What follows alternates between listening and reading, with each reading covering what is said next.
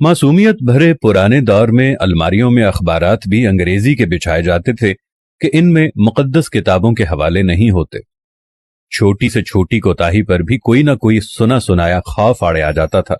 जमीन पर नमक या मिर्चें गिर जाती थीं तो होशो हवास उड़ जाते थे कि कयामत वाले दिन आंखों से उठाना पड़ेंगी।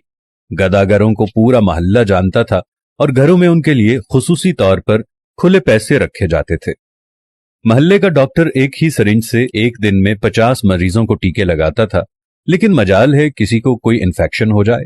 यरकान या शदीद सरदर्द की सूरत में मौलवी साहिब माथे पर हाथ रखकर दम कर दिया करते थे और बंदे भले चंगे हो जाते थे। घरों में खत आते थे और जो लोग पढ़ना नहीं जानते थे वो डाकिये से खत पढ़वाते थे। डाकिया तो गोया घर का एक फर्द शुमार होता था। खत लिख भी देता था, पढ़ भी देता था और खाना पानी पीकर साइकिल पर ये जा और वो जा। इम्तिहानात का नतीजा आना होता था तो नस्रुम मिनल्लाहि व फतहुन करीब पढ़कर घर से निकलते थे और खुशी खुशी पास होकर आ जाते थे। ये वो दौर था जब लोग किसी की बात समझकर ओके नहीं ठीक है कहा करते थे। मौत वाले घर में सब महल्लेदार सच्चे दिल से रोते थे और खुशी वाले घर में हकीकी कहकहे लगाते थे। हर हमसाया अपने घर से सालन की प्लेट साथ वालों को भेजता था और उधर से भी प्लेट खाली नहीं आती थी। मीठे की 3 ही अकसाम थी, हलवा, जर्दा चावल और खीर। आइसक्रीम दुकानों से नहीं, लकड़ी की बनी रेड़ी से मिलती थी जो म्यूजिक नहीं बजाती थी। गली गली में साइकिल के मैकेनिक मौजूद थे। जहां कोई ना कोई महल्लेदार कमीज का कोना मुंह में दबाए पंप से साइकिल में हवा भरता नजर आता था। न्याज बढ़ती थी तो सबसे पहला हक बच्चों का होता था। दूध के पैकेट और दुकानें तो बहुत बाद में वजूद में आईं। पहले तो लोग भैंसों के बाड़े से दूध लेने जाते थे।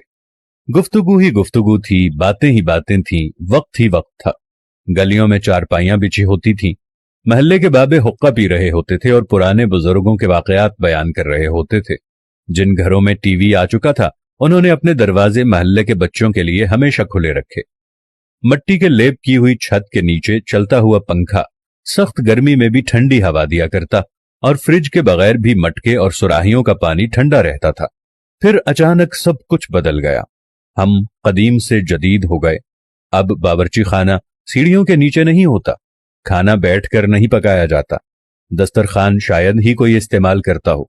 मंजन से टूथपेस्ट तक के सफर में हमने हर चीज बेहतर से बेहतर कर ली, लेकिन पता नहीं क्यों इस कदर सहूलतों के बावजूद हमें घर में एक ऐसा डब्बा जरूर रखना पड़ता है जिसमें डिप्रेशन, सरदर्द, ब्लड प्रेशर, नींद और विटामिन्स की गोलियां हर रोज मौजूद होती हैं।